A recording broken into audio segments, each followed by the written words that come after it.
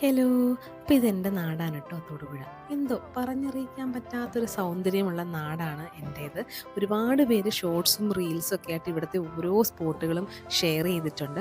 കുറച്ച് കുന്നുകളും hair pin വളവുകളും ഏതൊരു കാലാവസ്ഥയിലും പ്രകൃതി ഭംഗി നിറഞ്ഞു നിൽക്കുന്ന ഒരു സ്ഥലവും കൂടിയാണ് തൊടുപുഴ.